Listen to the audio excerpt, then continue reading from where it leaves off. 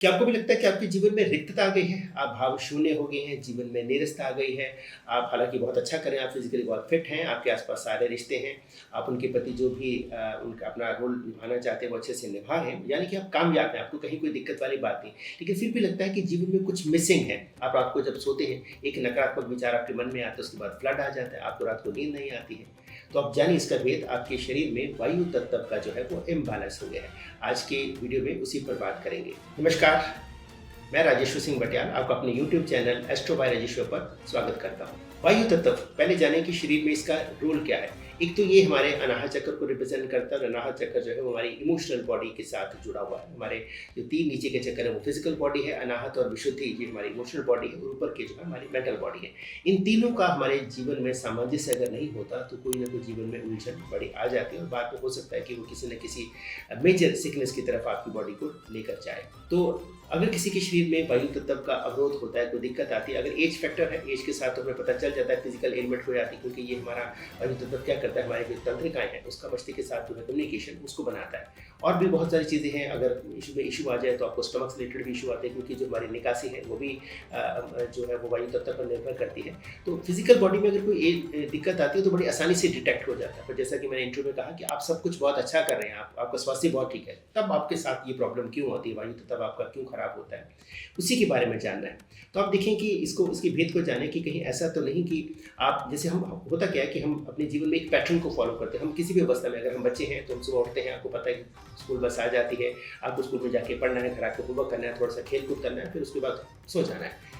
ऐसे अगर बढ़ जाते हैं, कॉलेज लाइफ में जाते हैं, जॉब में जाते हैं, तो एक फिजिकल एक पर्टिकुलर पैटर्न को हम फॉलो करते हैं। और किस लिए फॉलो कर पाते हैं कि हमें पता होता है, हमारा जो दिमाग है वो हमें गाइड करता है कि भाई आपको अगर ये नहीं करेंगे तो जीवन में आप बाकी लोगों से पिछड़ जाएंगे, जो भी आप लाइफ में करना चाहते हैं वो नहीं कर पाएंगे। लेकिन इसके बीच में फिजिकल बॉडी और मेंटल बॉडी के बीच में जो इमोशनल बॉडी है, जो इन दोनों के बीच में सामंजस्य बिठाते हैं, कभी कभी ये बाईपास हो जाते हैं, इसको हम कभी समझ नहीं पाते।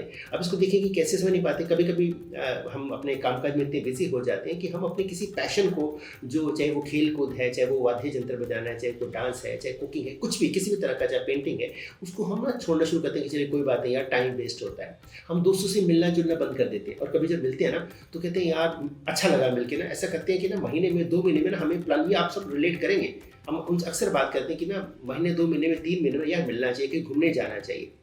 तो ये सब चीज़ें जब हम जीवन में करना बंद कर देते हैं तो हमारा इसका चक्कर एकदम से तो होता नहीं है, ठीक है। हमारा हृदय चक्कर जो है वो ब्लॉक होना शुरू हो जाता है। जब रेसिपी तक के कामकाज की वजह से जो है आपने खान पान में, आप किसी ड्राई वेदर में शिफ्ट हो गए हैं और आप वहाँ पर ठंडा खाना खा रहे हैं, बासी खाना खा रहे हैं, आपके पास समय नहीं है, क्योंकि जब आदमी इंसान तरक्की करना शुरू करता है तो ऑफकोर्स उसके पास टाइम का तो जो है लिमिटेशन आ ही जाता है। और सबसे पहले इंसान क्या करता है, खान पान पे ही अपना जो है वो रुकना शुरू करता है। अपना जो लेयर प्लेयर है, घूमना फिरना है, खान पान है, उसके प्रति उसको दिक्कतें आने शुरू होती हैं। और बॉडी जो है एक सर्टन टाइम के बाद तो फिर नेचुरली वो क्रैश करना शुरू करती है, उसका जो स्ट्रेंथ है वो डिक्लाइन करना शुरू करता है, और आपका इमोशनल बॉडी जो है फिर आपको कम्प्लीमेंट करना बंद कर देता है। उसी वजह से फिर आपको लगता है कि मैं तो सब कुछ अच्छा कर रहा हूँ, क्योंकि फिजिकली आप बहुत अच्छा कर रहे हैं, आप मेंटली भी बहुत अच्छा कर रहे हैं, लेकिन चूंकि सामंजस्य नहीं है तो आपको अपने जीवन में शून्यता नजर आने शुरू हो जाती है। आप जो आसपास बच्चे हैं उनसे मिलके भी आपको अच्छा नहीं लगता।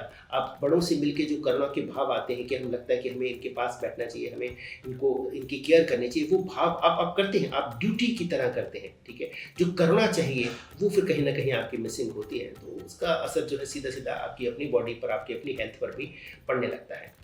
तो और क्या आप कर सकते हैं, आप जो हृदय चक्र की ध्वनि है यम, इसको आप चैंट कर सकते हैं। मैं अक्सर इसको बहुत मतलब इम्पोर्टेंट देता हूँ, क्योंकि ये करना बड़ा आसान है और इसका किसी भी रिलीजन के साथ कोई संबंध नहीं। क्योंकि अगर मंत्रा चैंटिंग करते हैं, जैसे हृदय चक्र पर जो है वो शिव भगवान का और माता पार्वती का निवास है, तो आप ओम नमः शिवाय कर सकते हैं, ओम विष्णुवाय नमः भी आप चैंट कर सकते हैं।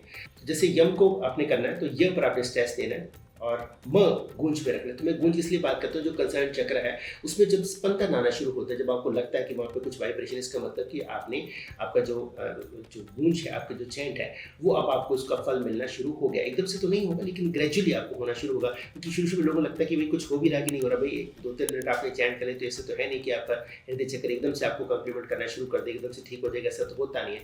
लेकिन कैसे पता चले कि आपने गेन करना शुरू किया, वो स्पंदन से पता शुरू करता है। तो कैसे करना, आपने ये पर स्ट्रेस करना, यम। जो गूंज है ना, आपने अपनी सांसों का जरूर ख्याल रखना, क्योंकि जब भी आप किसी योगिक क्रिया में या किसी मेडिटेशन में आप थोड़ा अपने आप को जोर लगाते हैं, ठीक है, आप मतलब कह सकते हो खींचते हैं, तो फिर वो कहीं न कहीं आपको खुशी नहीं देता। तो जो आपकी लिमिटेशन है, अगर आपको साँसें बहुत स्ट्रॉन्ग है तो आप इसको लंबा कर सकते हैं, ठीक है। लेकिन अगर कम है, अब ज़्यादातर लोगों की जिसको प्रॉब्लम आते हैं हृदय चक्कर को, उसका साँस जो है आप देखिए स्ट्रॉन्ग नहीं होगा, वो डीप ब्रीथ करने में उसको दिक्कत आएगी। तो आप ज़्यादा शुरू में स्ट्रेस ना दें। और क्या कर सकते हैं आप किसी किसी भी अगर पैशन को फॉलो नहीं करते हैं, ठीक है, कई लोग तो छोड़ना क्या करते ही नहीं थे, ठीक है, वो करना शुरू करें। कुछ ना कुछ दोस्तों से मिलना, घूमना-फिरना, ठीक है, रूटीन में आप करना शुरू करें, क्योंकि हम रूटीन में बाकी सारे काम हम रूटीन में करते हैं। तो ऐसा नहीं कर सकते कि आप एक दिन मिल लिए, एक दिन कुछ प्ले कर लिया, खुश कर लिया, अगले दिन फिर वही ढाक के 3 बात, ऐसा ना करें। आप रूटीन में अपनी इमोशनल बॉडी के लिए कुछ ना कुछ ज़रूर करें। अच्छा, लोग क्या करते हैं कि लोग हमें चाहते नहीं, पहले आप खुद को जानना शुरू करें, पहले खुद को केयर करना शुरू करें, इमोशनल बॉडी की केयर करना शुरू करें, उसके बाद ही आपका ऑरा स्ट्रेंथन होगा, लोग आपसे मिलकर भी खुश होंगे और आपका भी मन करेगा, क्योंकि लोग आपसे मिलकर खुश होंगे। तो ये तो गिव एंड टेक है, तो आपका भी उनसे मिलने का मन करेगा, और फिर ये जो एक तरह से ब्रेक आ जाता है कामकाज की वजह से, वो फिर शायद भविष्य में कभी ना हो। मेरा ये वीडियो आपको कैसा लगा, आप कमेंट बॉक्स में अपना जो एक्सपीरियंस है ज़रूर शेयर करें, और ऐसे और वीडियो जानने के लिए मेरे चैनल को लाइक करें, सब्सक्राइब करें और शेयर ज़रूर करें। Thank you. नमस्कार।